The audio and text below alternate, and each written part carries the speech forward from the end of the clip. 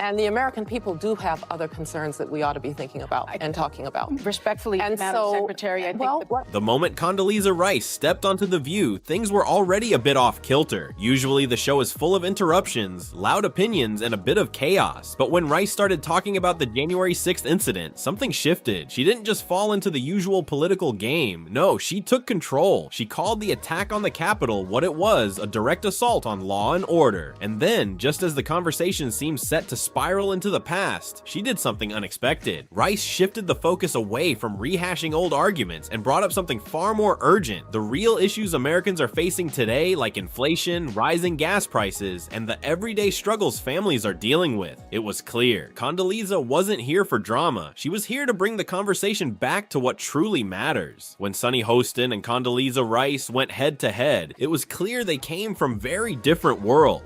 is that past will become prologue if we don't find out exactly what happened January 6th. And we will. So it's not time right now. We will find out. We must find out before moving on. We will find out. Sunny's approach to debate is loud and fast-paced. She often takes charge of the conversation, interrupting to make her point. On the other hand, Condoleezza Rice, with her background as a former Secretary of State, carries a quiet authority. She's calm, composed, and doesn't need to shout to get her message across. While Sunny might dominate with strong opinions, Condoleezza is a master at speaking with precision and logic. She's used to handling tough discussions, especially in high-stakes situations. This difference in style set the stage for a truly unique exchange. Condoleezza wasn't just another guest. She was ready to bring a sense of balance and perspective to a chaotic environment. The View, you know it's never quiet. The panel is always buzzing with overlapping opinions and debates. This episode was no exception. The usual drama was in full swing, with Sunny leading the charge, ready to jump into the conversation at every opportunity. But when Condoleezza Rice started speaking, the usual chaos didn't seem to rattle her. She calmly entered the discussion, addressing the January 6th events with clear authority. Instead of getting caught up in the back and forth, Rice shifted the focus to more pressing issues like inflation and rising gas prices. This wasn't the usual back and forth The View thrives on. Condoleezza took control of the narrative, making it clear that the issues Americans care about today shouldn't be overshadowed by political drama.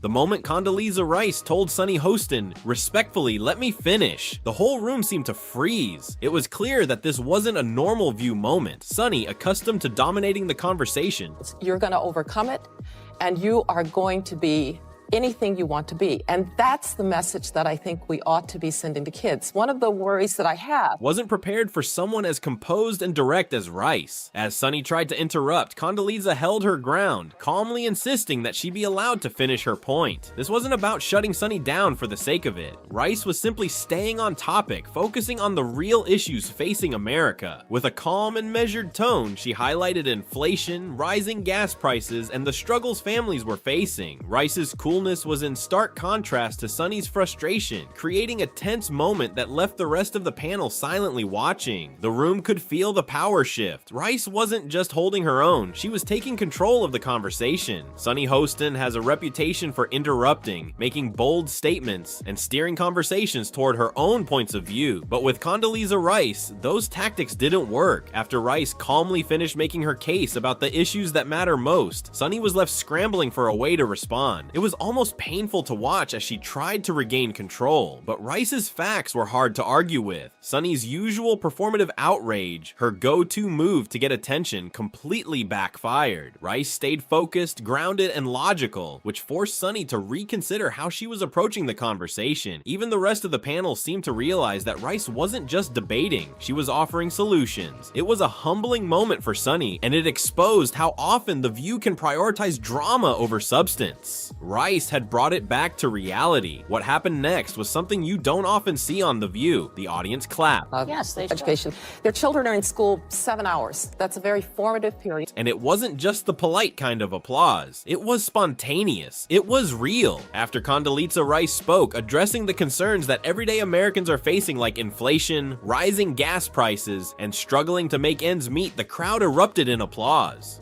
It wasn't about politics or ideology. It was about the fact that Rice brought a level of clarity and common sense that the audience felt was missing from the usual back and forth. This wasn't the typical applause that follows a dramatic or heated exchange. This was a response to Rice's calm yet powerful delivery, reminding everyone of what truly matters. The atmosphere in the room shifted from chaos to something much more focused. It was a moment of truth, and the audience made it clear they appreciated it. This moment on The View wasn't just about two women debating politics. It was about a much bigger issue. The media and political shows often lose sight of the real problems people face every day. Condoleezza Rice's intervention reminded everyone that issues like inflation, job security, and gas prices are what most Americans are actually worried about. This was a wake-up call. Too often, shows like The View dive deep into past political events, stirring up old conflicts. Rice steered the conversation back to where it should have been, on the current struggles that affect millions of people, while Sunny Hostin, as usual, focused on past incidents to make a point. Rice was talking about real, pressing concerns. This wasn't just a clash of personalities, it was a clash of priorities, with Condoleezza Rice standing firm in her belief that the issues that truly matter can't be drowned out by the noise of political drama. It wasn't just the audience who noticed the shift in energy. The rest of the panel seemed to freeze in the moment. Joy Behar, typically quick to jump into debates, suddenly went quiet. Whoopi Goldberg, usually the voice of reason, didn't try to intervene. About agree the more. way that we're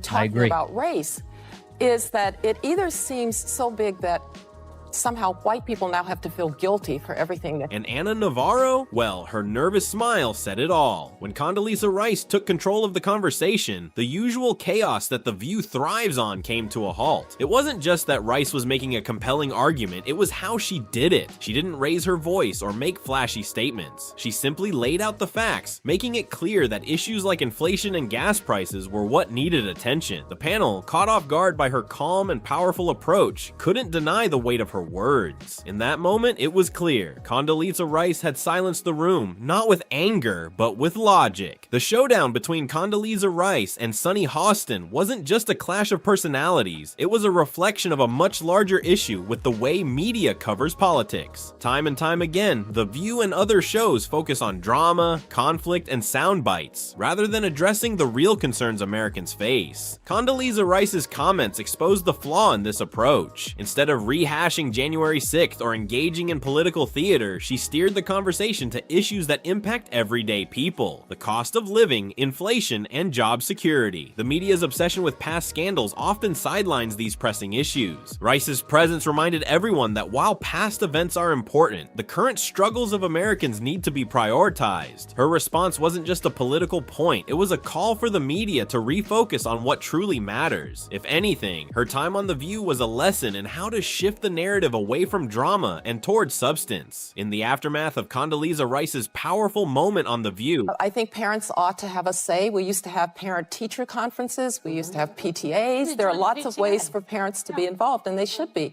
My parents never thought I was going to grow up in a world without prejudice, but they also told me that's somebody else's problem, not yours. one thing became abundantly clear. This was a defining moment for both her and Sunny Hostin. Rice didn't just shut down the conversation, she changed the tone of the entire discussion. For Hostin, a woman who is often quick to interrupt and make bold statements, this was a rare moment where her usual tactics fell flat. Rice, with her composure and clear focus on the real issues, made Hostin's performative outrage look out of place. This was more than just a moment of political disagreement, it was a reminder of how the media landscape is shifting. While The View thrives on controversy and quick sound bites, Rice offered a stark contrast: calm, focused, and issue-driven. Her intervention left viewers with something to think about. The media's obsession with sensationalism doesn't do justice to the very real concerns of everyday Americans. It was a wake-up call, not just for Sunny Hostin, but for the media as a whole.